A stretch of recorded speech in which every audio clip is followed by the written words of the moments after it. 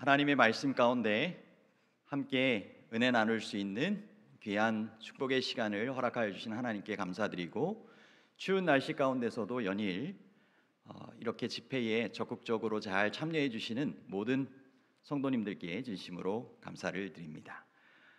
제가 이곳에 와서 등단 전에 기도할 때마다 참 축복을 많이 받는 시간을 갖고 있습니다. 이전에 정말 분이엘이라고 하는 그 이름으로 학창 시절을 보내면서 하나님의 얼굴을 구하고 뵙기를 소망하면서 그렇게 지냈던 이 순수했던 이 신앙의 마음을 다시 한번 생각을 해보고, 또 순백의 향연을 통하여서 이 성극을 통하여 늘 십자가를 드높였던 그와 같은 추억을 생각하면서 다시 한번 하나님의 영광을 위한 삶을 그렇게 신실하게 십자가를 높이며 살아야 되겠다라고 하는 마음의 결심도 다시 새롭게 해봅니다. 오늘도 이렇게 말씀 앞에 또 하나님 앞에 순종하는 마음으로 또 함께 참여하신 모든 분들에게 하나님께서 하늘문을 여시고 풍성한 또 지혜와 또 축복으로 함께 해주시게 되기를 간절히 소망합니다. 오늘은 남은 자손과 선악의 대쟁투 가운데 남은 자손의 특성 제3장의 내용을 저희가 이어서 살펴보도록 하겠습니다. 그 내용이 세 가지로 구분되어 있는데요. 첫 번째는 인류 역사 속의 남은 자손, 두 번째는 비가시적 교회와 가시적 교회, 세 번째는 마지막 남은 자손의 특징에 대해서 살펴보도록 하겠습니다. 주제 성경절로 해당이 될 수 있는 요한계시록 12장 17절입니다. 용이 여자에게 분노하여 돌아가서 그 여자의 남은 자손 곧 하나님의 계명을 지키며 예수의 증거를 가진 자들로 더불어 싸우려고 바다 모래 위에 섰더라. 서론적으로 남은 자손에 대하여 이렇게 정리해 보고 시작할 수 있겠습니다. 첫 번째, 하나님은 영적 위기 때마다 남은 자손에게 특별한 사명을 위탁하셨습니다. 그리고 두 번째, 계시록 12장 17절의 남은 자손은 지상 역사의 마지막 때 하나님의 부르심을 받았다는 것입니다. 그럼 인류의 역사 속의 남은 자손에 대해서 저희가 첫 번째 내용으로 살펴보겠습니다. 하나님께서는 영적 위기의 때에 특별한 사명을 가진 사람들에게 특별한 사명을 위탁하셨습니다. 이 부르심은 개인에게 주어지기도 하지만 대부분 신앙 공동체가 그 부르심의 대상이 된다고 하는 것입니다. 첫 번째로 구약 시대의 이스라엘 자손을 생각해 볼 수 있습니다. 물론 이스라엘 자손이 시작되기 전에 하나님께서는 남은 자손 노아와 그의 가족처럼 아브라함 이전에도 부르셨던 사람들이 있었습니다. 하지만 일반적으로 아브라함과 그의 자손을 부르심으로 말미암아 하나님께서 이 공동체를 통한 남은 자손으로서의 그러한 특별한 사명을 맡기셨던 것을 저희가 생각을 해보게 됩니다. 구약 시대의 남은 자손은 이스라엘 자손에 이루어지는 세대, 즉 하나님의 선택된 백성으로 이루어졌다고 하는 것입니다. 그래서 아브라함과 그의 자손을 통하여서 신앙 공동체를 이루게 하시고 그들로 온 천하에 복이 될 수 있도록 그렇게 삼으셨던 것이죠. 재림교 백과사전에 보면 이 남은 교회에 대한 그러한 내용 가운데 이 남은 자손에 대한 설명이 있습니다. 남은 자손이란 용어는 여러 세기에 걸쳐서 계속 이어진 하나님의 택함 받은 백성으로서의 이스라엘 민족의 연속된 세대들을 일컫는 데서 유래하였다. 이 신실한 남은 자손은 아브라함과 처음 맺어지고 후에 시내산에서 확정된 언약에 담긴 하나님의 약속과 특권과 의무의 상속자였다. 이 남은 자손은 배신, 전쟁, 포로 생활, 질병, 기근 등과 같은 재난 중에서 살아남은 이스라엘 백성으로 은혜 가운데서 보호하심을 받음으로 계속해서 하나님의 택함 받은 백성으로 살아갈 수 있었다. 여러분, 모든 민족 중에 정말 뛰어난 선택받은 백성으로 주님께서 그 이스라엘 백성들을 구약 시대에 사용하신 그러한 특별한 일이 있었습니다. 정말 이스라엘 민족 가운데 함께 하시는 하나님을 통하여 이방 민족 가운데도 살아계신 하나님을 인정하고 그렇게 주님 앞에 돌아온 사람들도 있었던 것입니다. 그런데 그들의 사명을 잘 이루었다라고만은 볼 수가 없습니다. 그죠? 하나님께서 그때그때마다 정말 때로는 이러한 이방 민족에게 포로로 붙잡혀가게 하시고, 그래서 다시 한번 그들을 일깨우시며 하나님께서 그들을 택하신 이유가 무엇인지를 생각하게 하고 다시 한번 택함받은 사명을 이루도록 기회를 허락하여 주심에도 불구하고 유대 민족을 향한 70일의 기한이 참으로 말미암아 다시 한번 유대 백성에 대한 하나님의 기대가, 그 사명이 다음 세대에게 전달되어지는 온전히 이루지 못한 구약시대의 이스라엘 백성들을 남은 자손으로 저희가 볼 수 있는 것입니다. 이제 역사가 흘러 신약시대의 교회입니다. 구약시대 이스라엘 자손은 남은 자손의 사명을 완수하는 일에 실패했던 것이죠. 하나님께서는 신약시대의 교회를 세우시고 교회에 남은 자손의 사명을 주셨습니다. 예수님께서 제자들과 함께 하시고 떠나시면서 기대할 수 있는 사람은 누구뿐이었어요? 그 제자들 뿐이었습니다. 여전히 부족한 것 같고 여전히 믿지 않는 이들도 있었지만 그들에게 사명을 맡기시면서 하늘로 올라가신 것입니다. 구속의 경륜을 그들을 통하여 온전히 선하게 대쟁투 끝까지 이루어지는 일에 그들이 쓰임받도록 사명을 맡기셨던 것이죠. 이렇게 해서 그리스도교는 드러난 하나님의 뜻의 수탁자로서 이 땅에 그분의 목적을 대리하는 공동체로서, 개인이 아닙니다, 공동체로서 사람의 구원을 위해 복음을 전파하는 일에 그분의 택함받은 도구로서 유대교를 계승하여 영원한 언약의 약속과 특권과 의무의 상속자가 되었다. 여러분, 예수님께서 십자가에 달리시기 전만 해도 제자들이 어떤 모습이었어요? 서로 돕고자 하는 마음들이 있었지 않습니까? 그런데 예수님께서 부활하신 이후에 그들이 정말 오순절의 성령을 경험하기 직전의 모습이 그들이 정말 공동체로서의 모습을 회복해갔던 모습입니다. 정말 간절한 마음으로, 한 마음으로 십자가의 의미를 깨닫고 십자가의 그 사랑에 감동되어 주님께서 맡기시는 그 사명, 예수님을 증거하기 위한 그 일의 한 목적이 되었던 것입니다. 그래서 그 공동체를 통하여 하나님께서는 초대교회에 정말 공동체를 통하여 이루시는 복음 전파의 놀라운 역사를 이루어 가셨던 것입니다. 초대교회의 놀라운 부흥의 역사는 정말 그들이 얼마나 사랑으로 똘똘 뭉친 운명 공동체였는지를 우리에게 보여주고 있습니다. 그리고 그들에게 주어진 사명을 감당하기 위하여 정말 순교당한 그 제자들의 모습처럼 철저하게 자신의 목숨을 희생하면서까지 아끼지 아니하고 그 사명을 온전히 감당했던 공동체의 모습을 보게 되는 것입니다. 이제 이어지는 종교개혁 시대의 개신교회입니다. 초대교회 이후 배교의 시대가 이어지고요, 하나님의 백성들과 교회는 박해를 받고 흩어지게 됩니다.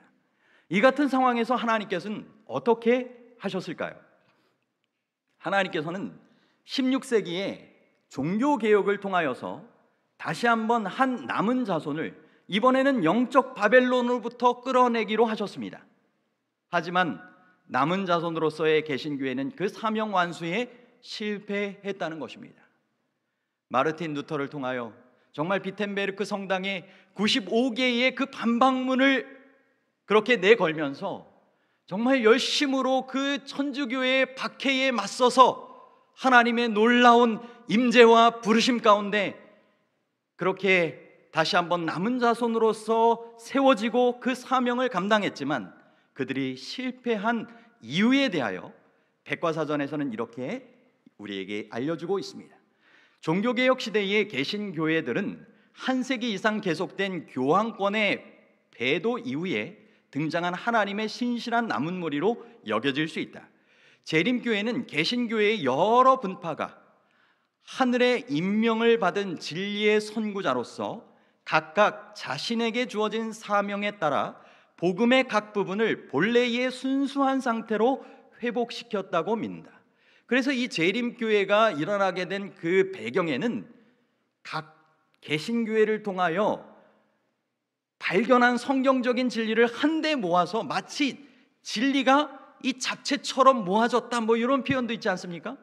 그만큼 각각의 개신교회들을 통하여 하나님께서 부르시고 사명을 맡기셨던 그 놀라운 역사가 시작엔 있었던 것입니다. 하지만 이들은 하나씩 차례로 진리에 대한 자신들의 부분적 이해에 만족함으로 하나님의 말씀의 빛이 증가했음에도 불구하고 앞으로 더 나아가는 일에 실패하였다. 여러분, 의인의 길은 점점 빛나서 원만한 광명에 이른다라고 성경은 말씀하고 계시지만 그들은 선구자들의 그 빛 이후에 계속되는 그 빛에 순종하고 그것을 전하는 사명을 감당하면서 원만한 광명에 이르는 데에 실패한 것입니다. 그들이 앞으로 나아가는 일을 거절함에 따라 하나님께서는 이 땅에 거하는 사람들에게 그분의 진리를 선포할 다른 하나의 택한 도구를 불러내셨다. 여러분, 이 다음 역사에 누가 등장할까요? 마지막 시대의 남은 자손입니다. 우리가 살아가는 이 마지막 시대에 속했다라고 하는 성경의 예언에 더 이상 시간표가 정해져 있지 않은 그 시대, 우리가 살고 있는 시대에 남은 자손이 이제 출현하게 되는 것입니다. 계시록 12장 17절은 하나님의 계명을 지키고 예수의 증거를 가진 자들인 또 하나의 남은 자손의 출현에 대해 언급하고 있다. 이들은 이 세상 역사의 마지막 시대에 출현하는 남은 자손이기 때문에 마지막 남은 자손이라 불린다. 백과사전의 기록입니다. 최종적으로 하늘의 마지막 기별이 세상에 전파되어야만 하는 시기인 마지막 때의 도래와 함께 하나님께서는 오랜 세월 동안 이어져 온 믿음의 영웅들의 훌륭한 계보를 잇는 계시록 12장 17절에 언급된 또 하나의 남은 자손을 부르셨다. 이들은 하나님의 은혜로운 구원의 선물을 받아들이라는 이 세상을 향한 그분의 최후 호소를 선포하도록 지명된 그분의 마지막 남은 자손이다. 여러분, 남은 자손의 사명은 심판의 때가 이르렀다라고 하는 것을 알리는 그러한 사명으로 시작되어지고 그리스도를 통한 구원을 전하고 창조주를 경배하고 그분의 임박한 재림을 위하여 준비하라는 그러한 기별을 전하는 사명이 있는 것입니다. 재림교회 성도들은 이 교회의 역사의 초기부터 자신들이 하나의 교회로서 계시록 12장 17절에 언급된 남은 자손임을 확신했다 라고 기록하면서 성경 주석의 근거를 이야기를 하고 있습니다. 처음부터 제7일 안식일 예수 재림교회 신자들은 죄인들에게 그리스도를 받아들이라는 하나님의 최후의 호소인 계시록 14장 6절부터 12절의 새 천사의 기별을 대담하게 선포했으며 또한 겸허히 그들의 운동이 여기에 남은 자손으로 지칭된 바로 그 운동이라고 믿었다. 이 다중적 기별을 전하는 신앙 공동체는 그들 외에 전혀 없으며 그들 외에 12장 17절에 언급된 세부적 특징을 충족시키는 공동체 또한 전혀 찾을 수 없다. 이처럼 그들 외에는 그 누구도 자신이 12절에 언급된 남은 자손이라고 주장할 수 있는 확실한 성경적 근거가 있지 않다. 여러분, 이 세상에 이처럼 많은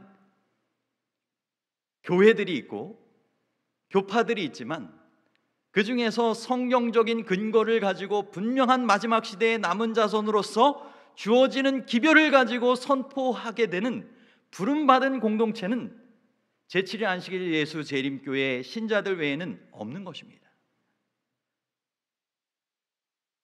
이 질문들이라고 하는 재림교회에서 나온 서적 192쪽에 보면 1957년에 재림교회 교리를 옹호하기 위해 출판된 이 교리에 대한 이 질문들이라고 하는 책인데요, 이 남은 자손의 신원에 관련해서 우리는 요한계시록 12장 17절의 예언이 제7일 안식일 예수 재림교회의 경험과 사역을 가리키는 것이라고 믿는다라고 기록하고 있다. 하지만 여기에 우리는 오늘날 이 땅에서 우리만이 참된 하나님의 자녀들, 곧 진실한 그리스도인이라고 믿지는 않는다라는 말을 덧붙임으로 이 남은 자손이 구원을 위해 선택받은 무리가 아닌 사명을 위해 선택받은 무리임을 확인해 준다. 여러분, 여기 이 차이점을 아시겠습니까? 이 제7일 안식일 예수 재림교회의 특별한 전하는 기별과 경험이 이 마지막 세 천사의 기별을 통하여 계시록 12장 17절에 근거를 둔 그 남은 자손은 맞지만 우리만이 구원받는 특별한 하나님의 자녀들이라고는 하지 않는다는 것입니다. 단정짓지는 않는다는 것입니다. 그러면 여전히 구원을 위하여 부름받아서 구원받게 되는 무리들은 있지만 제7일 안식일 예수님교회의 특별한 점은 분명히 마지막 시대에 본인들의 구원뿐만 아니라 사명을 위하여 택함받은 특별한 공동체로서의 하나님께서 부르신 이유가 있다라고 하는 것입니다. 그래서 저희가 살펴보는 것이 비가시적 교회와 가시적 교회입니다. 교회가 크게 두 가지 형태로 나눠진다라고 하는 것이죠. 우리 눈으로 그 존재를 확인할 수 없는 무형 교회가 비가시적 교회이고요, 그리고 눈에 보이는 유형 교회가 가시적 교회라고 하는 것입니다. 기본교리 13장에는 보편적 교회는 그리스도를 진실이 믿는 모든 사람으로 구성되지만 배도가 만연한 시대인 마지막 때의 한 남은 자손이 하나님의 계명과 예수의 믿음을 지키도록 불러냄을 받았다. 전 세계적으로는 그리스도를 진실이 믿는 모든 사람들이 보편적인 교회를 이룬다라고 볼 수 있지만 배도가 만연한 이 마지막 때를 위하여 한 남은 자손이 하나님의 계명과 예수 믿음을 지키도록 불러냄을 받는 교회 공동체로서 그 주님의 세우심을 받는다라고 하는 것입니다. 이제 비가시적 교회, 무형교회에 대해서 또 이어서 이렇게 살펴보겠습니다. 보편적 교회라고도 불리는 비가시적 교회는 전 세계에 퍼져 있는 모든 하나님의 백성으로 구성된다. 이 재림교회 외에도 구원받아야 하는 여러 많은 사람들이, 신앙인들이 있는 것입니다. 그들이 어디에 속한 교인들입니까? 보편적 교회, 비가시적 교회, 무형교회에 속한 사람들이 있을 수 있다라고 하는 것입니다. 여전히 지하 가정에서, 북한에서도 지금도 예배드리고 있는 사람들이 있을 것입니다. 이 교회는 가시적 교회 안에 있는 신자들과 비록 어떤 교회 조직에 속하지는 않았을지라도 그리스도께서 자신들에게 주신 모든 빛을 따른 많은 사람들을 포함한다. 여러분, 주님께서 주시는 모든 빛을 따라 이렇게 살아간 구원받게 되는 사람들, 비록 가시적인 교회에 속하지 않았던 이 무형교회에 속한 사람들의 예를 여러분 동방 박사들의 예를 통해서도 생각해 볼 수 있을까요? 그들은 분명히 천문학자들이었습니다. 그들은 어떤 교회에 속해서 신앙하던 사람이 아니었을 수 있습니다. 하지만 그 별을 통하여서 연구하는 가운데 하늘에 그렇게 연구했던 특별한 그 별의 이동에 따라서 움직이고 그것에 대해서 또 연관되어서 살펴보다가 메시아에 대한 그러한 성경적인 그러한 진리까지 생각하게 되었고, 베들레헴이라고 하는 곳에 와서 메시아 되신 예수님이 말구 위에 태어나시는 장면을 목격하고 정말 경배하였던 최초의 사람들 가운데 속하게 된 바로 보편적 교회, 비가시적 교회, 무형교회의 교인들이라고 할 수 있는 것입니다. 요한복음 10장 16절에도 이 우리에 들지 아니한 다른 양들이 내게 있어 내게 인도하여야 할 터이니 저희도 내 음성을 듣고 한 무리가 되어 한 목자에게 있으리라. 우리에 들지 아니한 다른 양들이 있다는 것입니다. 여러분, 그들에게도 정말 예수님께서 목자로서 그들을 하늘로 구원받아 인도할 수 있는 그러한 분으로서 그들에게 정말 역사하기를 원하실까요? 네, 그렇습니다.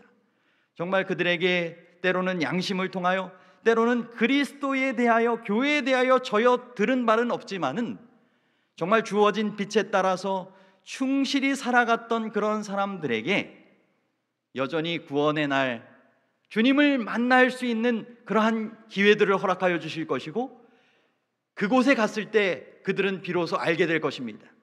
그들에게 주어진 빛이 누구로부터 온 것을요? 바로 하나님께로부터, 그리스도로부터 은혜로 온 것임을 그들이 깨달아 알 것이고, 그런 구원의 은혜를 그들에게도 허락하여 주신 그러한 하나님께 감사를 드리게 될 것입니다. 이제 이어지는 가시적 교회, 유형 교회입니다. 가시적 교회는 봉사를 위해 조직된 하나님의 교회라는 것입니다. 이 교회는 세상에 복음 전파를 하라는 그리스도께서 주신 대사명을 성취하고 그분의 영광스러운 재림을 위하여 사람들을 준비시키는 것입니다.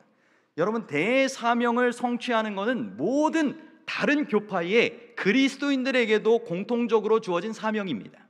그죠? 제자가 되어 제자를 삼는 그와 같은 일은 그리스도를 믿는 모든 그리스도 교회 사람들에게도 주어진 그러한 대사명이지만, 마지막 때의 영광스러운 재림을 위하여 사람들을 준비시키는 새 천사의 기별을 증거하는 이 사명은 가시적 교회, 유형 교회 가운데 하나님께서 특별히 부르신 제7일 안식일 예수 재림 교회를 통하여서 이루시기를 원하시는 사명이라고 하는 것입니다. 정리해보면 비가시적 교회는 부르심에 응답한 개인, 시대와 장소를 막론하고 이들도 하나의 그러한 교회로 생각해 볼 수 있습니다. 가시적 교회는 특별한 사명을 위탁받은 공동체로서 각 시대에 존재하는 여러 교회들을 생각해 볼 수 있습니다.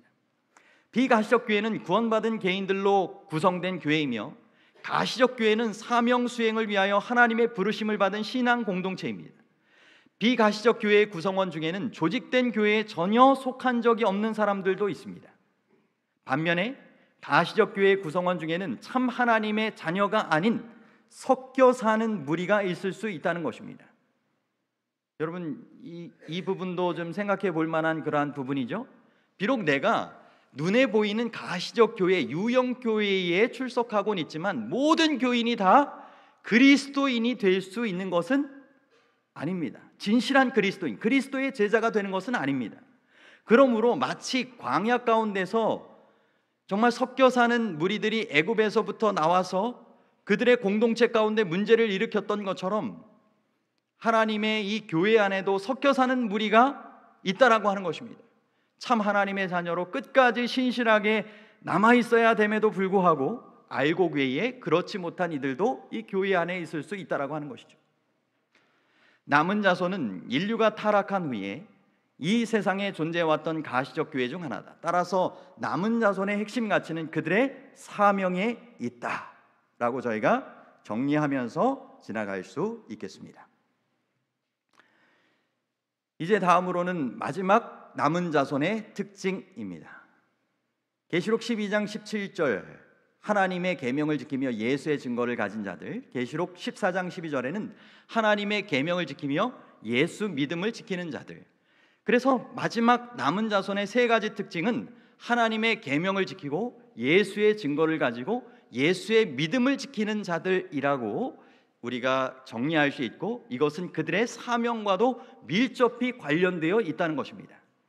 그럼 먼저 하나님의 계명입니다. 여러분, 계명을 준수하는 목적이 무엇이어야 할까요?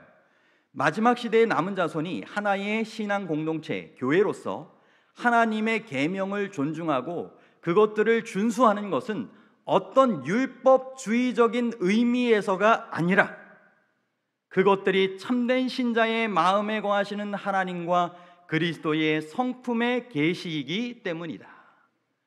여러분, 율법주의 하면 무엇입니까? 율법을 지키는 행위를 통하여 구원을 얻고자 하는 것입니다. 또는 율법을 통하여 구원을 지켜가려고 하는 것도 율법주의입니다. 여러분, 구원은 누가 베풀어 주시는 것입니까? 그리스도의 은혜를 통하여 하나님께서 하시는 일입니다. 그렇다고 하면 하나님의 그러한 백성이 된 구원받은 자녀들은 어떤 일을 해야 하는 걸까요? 구원을 베풀어 주시는, 은혜 베풀어 주시는 그분에게 영광 돌리는 삶, 그분의 정말 살아계심과 그분의 은혜와 사랑을 나타내는 하나님의 성품을 닮은 삶을 증거하는 역할을 해야 한다는 것입니다. 여러분, 이런 예를 좀 생각해 볼 수 있습니다. 집에 자녀가 있으면 모두가 다 부모님의 말을 잘 듣는 것만은 아니죠. 그런데 말을 잘 안 들어도 자녀 맞습니까? 이제부터는 내가 말 잘 들어서 자녀가 되어야지, 부모님께 자녀가 되기 위하여 억지로 말을 듣는 척하는 게 말이 되나요? 그렇지 않습니다. 때로는 불순종하여도, 집을 나갔어도, 부모님의 그러한 기대에 못 미쳐도 자녀는 분명한 것입니다. 제가 학창 시절에 저희 부모님이 이제 사남매 교육을 위하여 이곳에 이제 올라오셔가지고 함께 이곳에 신앙생활 하시다가 다시 이제 일정 기간 함께 지내시다가 다시 고향으로 내려가셨어요. 그리고 저희 사남매는 이 할머님과 함께 이렇게 학교 밑에서 이 자취방 같이 이렇게 구해가지고 함께 이렇게 지냈던 적이 있었습니다. 근데 한 번은 저희 어머님이 시골에서 올라오셨어요. 자녀들을 또 보기 위해서 맛있는 것들을 이렇게 싸가지고 오셨겠죠. 무거우셨고. 그런데 그때까지만 해도 제가 이제 고등학생이었는지 아마 그 무렵 됐을 것입니다. 그런데 여전히 잘 지냈어? 그러면서 이제 자녀를 상당히 이제 애칭으로 부르시는 거예요. 혹여나 누가 들을까? 정말 그렇게 멀리서 보기 위하여 오셨음에도 불구하고 제가 마치 어머니가 아닌 것처럼, 어머니가 함께 가지 않는 것처럼 그저 그냥 짐만 들고는 빨리 그냥 앞으로 이렇게 갔던 적이 그런 생각이 납니다. 참 지금 와서는 이렇게 그렇지 않은 마음으로 이렇게 지내고 있지만, 여러분, 때로는 우리가 부모님의 마음을 알아서 정말 그 말씀에 정말 순종하는 삶을 살기도 하지만, 때론 그렇지 못하고 부모님께 정말 보람과 기쁨을 안겨드려야 됨에도 그렇지 못할 때가 있는 것입니다. 하지만 여전히 그리운 자녀이고 정말 은혜를 베품을 받는 자녀가 되는 것입니다. 하나님께도 마찬가지입니다. 우리가 무엇을 잘 한다고 해서 하나님의 자녀가 되는 것이 아니라 하나님께는 우리가 하나님의 사랑스러운 자녀입니다. 우리가 율법을 지키려 하여서 율법을 지킴으로 하나님의 자녀가 되는 것이 아닙니다.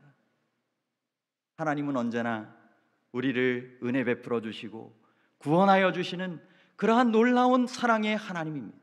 우리에게 베풀어 주신 그 구원에 감사한다면 이제는 부모님께 보람과 기쁨을 안겨드리며 정말 즐겨 순종하는 것이 맞듯이, 하나님의 영광을 위하여 정말 그리스도의 공로의 그 은혜에 걸맞는 그분에게 정말 기쁨을 안겨드리는 그러한 삶을 위하여 그분의 뜻을 이 남은 시대에 전하는 그리스도인으로서, 그분의 제자로서 그렇게 즐겨 순종하며 그분을 증거하며 나타내는 삶이야말로 정말 진정한 그리스도인으로서의 합당한 삶이 된다라고 하는 것이고, 그것이 바로 하나님의 계명을 준수하는 분명한 목적과 또 결과여야 된다라고 하는 것입니다. 대쟁투의 핵심 중 하나는 우리가 반복해서 살펴보는 것처럼 하나님의 율법입니다. 사탄의 목표는 하나님의 율법을 전복시키는 것입니다. 마지막 싸움의 쟁점 또한 하나님의 율법이라고 하는 것이죠. 그래서 개인은 그 하나님의 율법이나 사람이 만든 율법 중에 하나를 선택해야 한다는 것입니다. 시대소망 763쪽에서도 모든 율법에 대한 전쟁이 하늘에서 시작되었고 세상 종말까지 계속되어지는데, 모든 사람이 시험을 받는데 순종이냐 불순종이냐는 결정하는 시험을 받는다는 것입니다. 모든 사람은 하나님의 율법과 사람의 율법 중에 어느 하나를 선택하라는 것을 요구받게 될 것이고, 거기에는 두 부류의 사람밖에는 없는다라고 하는 것입니다.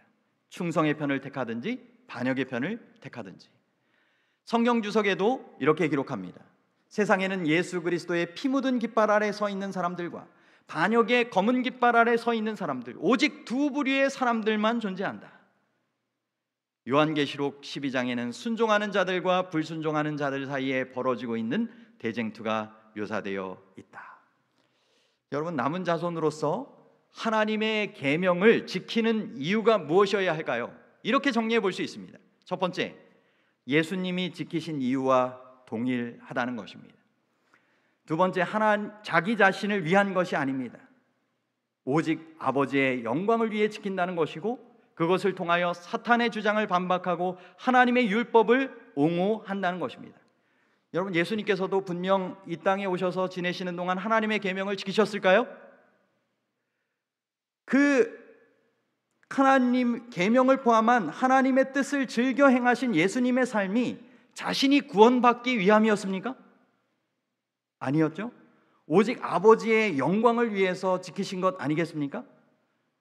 마찬가지로 남은 자손인 우리도 예수님이 지키신 이유와 동일하게 이 세상과 온 우주 앞에 하나님의 영광을 드러내고 하나님의 율법이 정말 사랑으로 이루어진 것임을 옹호하기 위하여 지켜야 한다라고 하는 것입니다.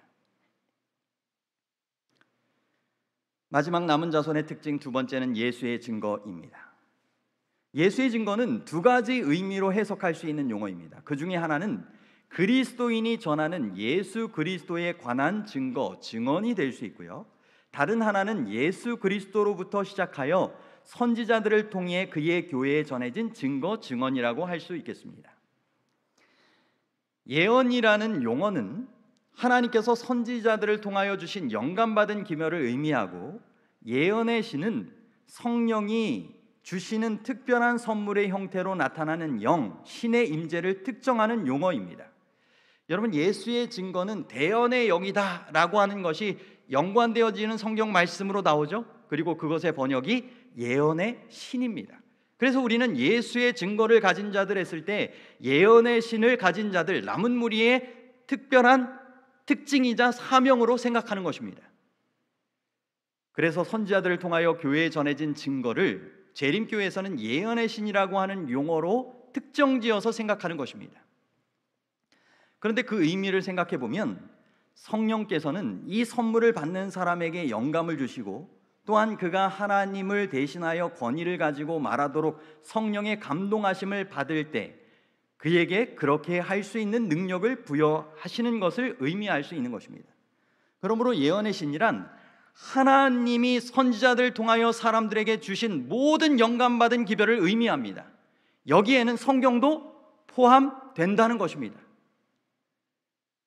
성령의 감동을 통하여 선지자들에게 하나님의 말씀을 기록하도록 주신 내용이 맞죠?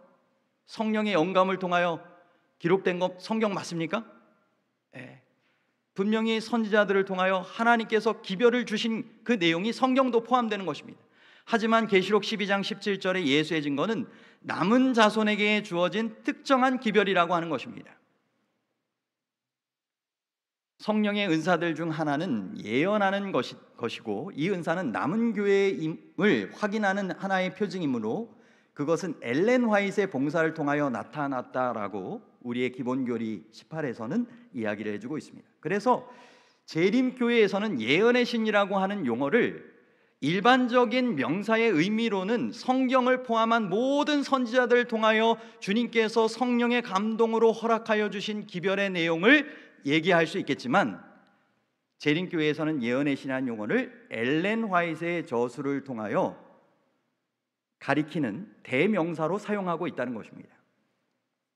그럼 예수의 증거와 남은 자손의 사명을 저희가 이어서 살펴보겠습니다.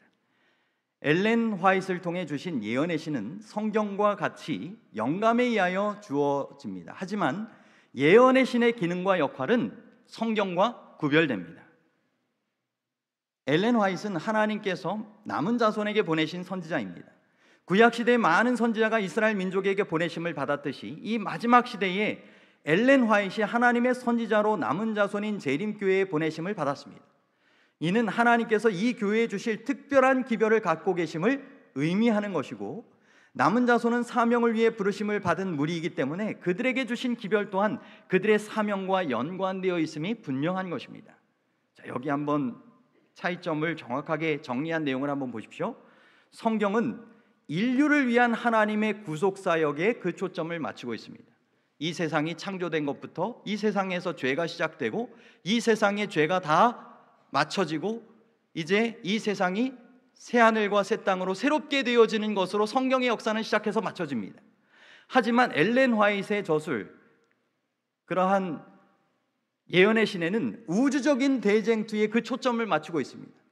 하늘에서 죄가 어떻게 시작되었는지, 온 우주에서 죄의 문제가 어떻게 해결되어지는지, 대쟁투의 마지막까지가 이런 엘렌 화이트의 예언의 신을 통하여 분명하게 그 초점을 맞추며 우리에게 알려주고 있다는 것입니다.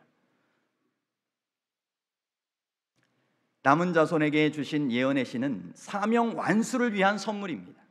성경은 구원에 필요한 모든 지식을 제공합니다. 하나님께서는 당신의 말씀을 통하여 구원에 필요한 지식을 인간에게 위탁하셨다. 우리는 성경을 하나님의 뜻에 대한 권위 있고 확실한 계시로 받아들여야 한다. 성경은 품성의 표준이요 교리의 계시자이요 체험의 시금석이다. 여러분, 성경이 구원에 필요한 모든 지식을 제공하지 구원에 부족하여서 예언의 신을 주신 것이 아니라는 것입니다. 예언의 신은 특별한 사명을 위하여 주어진 마지막 시대의 선지자를 통하여 주신 예언의 은사의 선물이라고 하는 것입니다. 바로 그래서 이 지침서에는 대쟁투의 역사, 사탄의 전략, 사단의 편에서 싸우는 남은 자들의 신원과 남은 자손의 승리의 전략들이 기록되어 있는 것입니다. 이제 마지막 남은 자손의 특징 세 번째, 예수의 믿음에 대해서 생각해 보겠습니다. 예수의 믿음은 첫 번째로는 예수께서 소유하고 행사하신 믿음입니다. 예수의 믿음은 두 가지로 번역될 수 있는데, 첫 번째는 예수의 믿음과 예수에 대한 믿음입니다. 첫 번째로 예수께서 소유하고 행사하신 믿음입니다. 예수에 대한 믿음은 예수님을 개인의 구주로 받아들이는 믿음입니다. 모든 그리스도인들에게 이런 믿음이 있지 않습니까? 그죠? 이 믿음은 모든 신실한 그리스도인들이 소유한 믿음이다. 그래서 남은 자손만의 특징이라고 보기 어렵다. 예수의 믿음은 예수께서 소유하고 행사하신 믿음을 의미한다. 남은 자손이 지키는 예수 믿음은 바로 이 같은 종류의 믿음인데, 이는 그들이 예수께서 소유하셨던 믿음과 유사한 믿음을 소유한 것으로 특징 지어지기 때문이다. 우리는 그분을 따르기로 선택하여야 한다.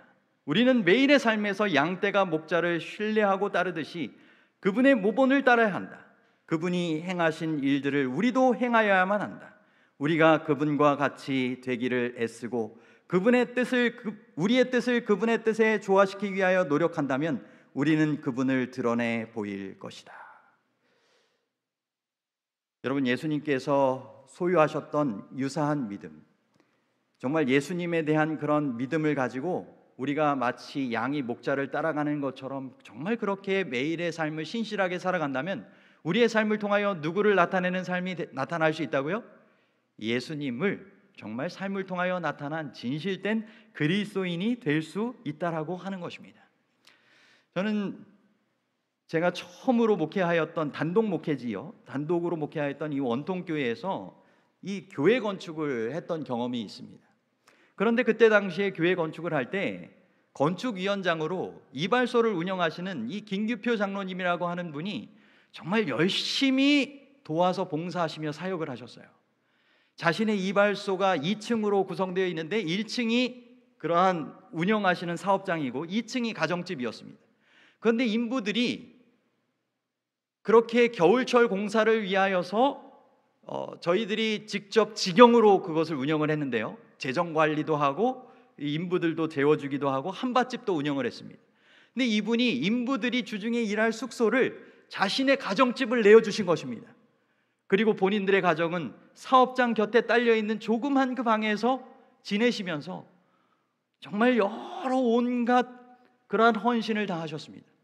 그런데 정말 그렇게 헌신하시고 교회가 다 지어졌는데 이분이 무리가 되셨는지 간경화가 심각하게 되어서 복수가 차셨어요.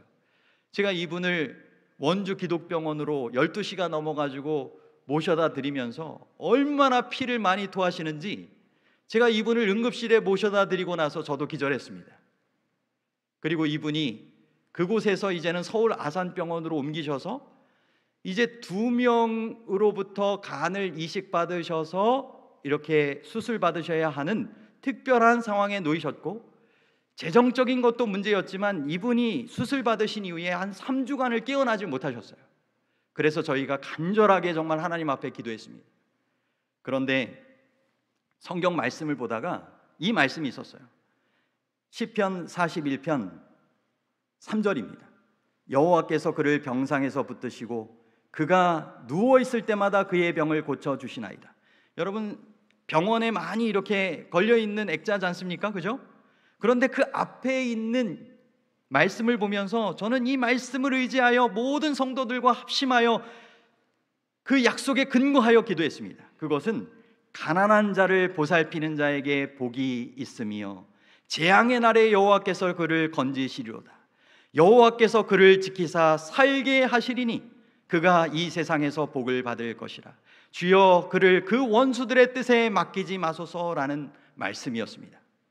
여러분, 병상에서 붙들어 주시는, 그래서 병을 고쳐주시는 역사에 분명하게 해당되어지는 사람으로 묘사되어지고 있는 설명이 무엇입니까?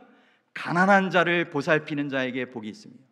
여러분, 이분이 늘 이발소를 운영하시면서 독거노인들 무료 봉사하시고, 돈이 없는 분들 또 군인들 오면 정말 무료로 봉사해 주시기도 하시고, 그렇게 즐겨 봉사하셨던 분이셨습니다. 그래서 저희는 이 성경 말씀을 의지하여서 간절하게 기도하였고, 정말 극적으로 주님께서 이분을 병상에서 붙드시고 고쳐 주셨습니다. 여러분, 진정한 그리스도인으로서 이분이 이후에 회복되어 또 나눔과 봉사의 삶을 살아가시면서 안교 비디오에도 나오시고요. 그리고 저희 아버님이 돌아가셨을 때도 정말 그 충청도까지 먼 곳으로 새벽부터 오셨더라고요. 정말 너무나 감사했어요.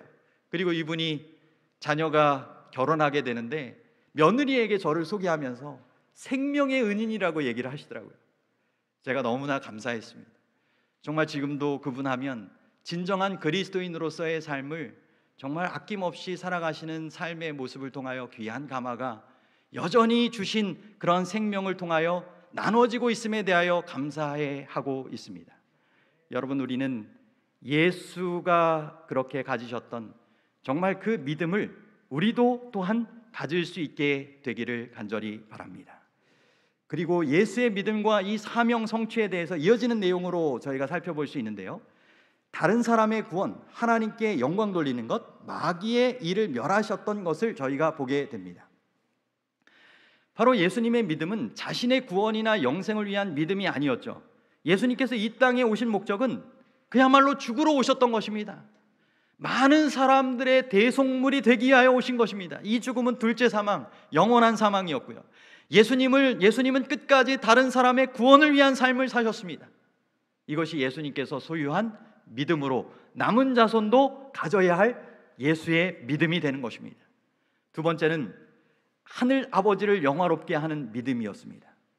그는 늘 삶을 통하여 하늘 아버지께 영광 돌리기를 원하셨습니다. 자기의 영광이 아닌 전적인 하늘 아버지의 영광을 위하여 그러한 믿음을 행사하셨던 것을 우리가 또한 기억하여 닮아야 할 것입니다. 다음으로는 사명 성취를 위한 믿음이었습니다. 예수님께는 이중적 사명이 있었죠. 첫 번째는 잃어버린 자를 찾아 구원하기 위하여 오셔서 십자가에서 그 대속적 죽음을 통하여 이루셨습니다. 또 한 가지가 뭐라고요? 온 우주적인 대쟁투의 배경에서 마귀의 일을 멸하기 위하여 분명한 사명을 가지고 오셨고 십자가에서 이루셨던 것입니다. 우리도 이와 같은 사명 성취에 예수님의 믿음을 가져야 할 것입니다. 마귀의 일은 그야말로 하나님의 율법에 대한 의무관념을 박약하게 하여서 사람들에게 죄를 범하게 하는 것이고, 하나님의 품성을 오해하게 하고 하나님의 주권을 인정하지 않게 하는 것입니다. 예수님에 대한 믿음의 결론을 저희가 이렇게 생각해 볼 수 있겠죠. 마지막 남은 자손은 예수에 대한 믿음뿐 아니라 예수의 믿음도 지키는 무리이다. 예수에 대한 믿음은 개인적 구원의 근거가 되는 믿음으로 참 그리스도인이라면 누구나 예외 없이 행사하는 믿음이다. 하지만 예수의 믿음은 남은 자손의 사명과 관계된 믿음으로 모든 그리스도인이 그 믿음을 지키지는 않는다. 예수에 관한 믿음은 구원에 관계된 믿음이고 예수의 믿음은 사명과 관계된 믿음이다. 예수의 믿음은 이 세상에 계실 때 소유하고 행사하셨던 믿음을 의미한다. 그 믿음은 자기 자신을 부정하고 자기 목숨을 내어주며 하늘 아버지의 영광을 드러내는 믿음이었다. 그분은 이 같은 믿음을 행사하심으로 자신에게 주어진 사명, 곧 죄인을 구원하고 사탄의 일을 멸하는 사업을 완성하셨다. 예수의 믿음을 지키는 마지막 남은 자손은 예수께서 이 땅에 계실 때 행사하셨던 믿음과 유사한 믿음을 행사하는 무리다. 그들은 이 같은 믿음을 가지고 선악의 대쟁투에서 사탄의 일을 멸하시는 그분의 사역에 동참한다. 여러분, 우리의 믿음을 통하여서 정말 선악의 대쟁투에서 사탄의 일을 멸하시고자 하시는 그분의 사업이 온전히 이루어지게 되기를 간절히 바랍니다. 정말 우리가 그분에 대한 믿음을 나타내기를 소망하며 간절히 초청하면 그분께서 우리 안에 거하셔서 그분의 의를 이루시고 그분의 믿음을 행사할 수 있도록 우리를 도와주신다라고 약속하신 것입니다. 3장 남은 자손의 특성을 마지막으로 이렇게 정리하면서 마치도록 하겠습니다. 남은 자손은 시대마다 하나님의 특별한 목적을 위하여 선택된 공동체입니다. 마지막 남은 자손은 교회로서 하나님이 맡겨주신 특별한 사명을 이루어야 하는 그러한 공동체로 부름받은 그러한 사명 공동체입니다. 마지막 남은 자손은 하나님의 계명을 지키고 예수의 증거를 가졌으며 예수의 믿음을 지키는 사람들입니다. 여러분, 하나하나 자세히 살펴보셨고 이것에 대해서 남은 자손으로서 어떠한 사명을 이루어야 되는지 저희가 함께 기본적인 내용을 살펴보셨습니다. 내일은 남은 자손의 사명이라고 하는 이 내용을 가지고 조금 더 구체적으로 저희가 남은 자손으로서 가진 이런 특성을 통하여서 어떻게 그와 같은 사명을 이루어 갈 수 있는지 그러한 말씀을 나누도록 하겠습니다. 아무쪼록 하나님께서 다시 한번 우리 모두에게 축복하셔서 이번 한 주간을 통하여 주님께서 불러주시는 그 귀한 부르심에 대하여 확신하시고 그 부르신 바 사명을 다시 한번 분명히 하셔서 그 사명을 감당하게 하시는 하나님의 은혜와 축복 또한 경험하시고 그것을 이루어가는 우리 모두의 삶이 되어서 정말 마지막 이 시대에 주님께서 제7의 안식일 예수 재림교회를 통하여 이루시기를 원하시는 참된 신앙 공동체로서 사명 공동체로서 온전히 감당케 되는, 그래서 주님께서 다 이루었다라고 십자가에서 마지막 선언하신 것처럼 우리의 인생이 맞춰지는 그날 우리의 사명이 맞춰졌다라고 주님 앞에 다 이루었다라고 고백하며 그렇게 할 수 있는, 그리고 주님께서 이 땅에 오실 때 이 교회의 공동체의 구성원으로서 주님 앞에 그와 같은 아름다운 열매와 결과를 가지고 하나님 앞에 영광 돌릴 수 있게 되기를 간절히 소망하면서 말씀을 마치도록 하겠습니다.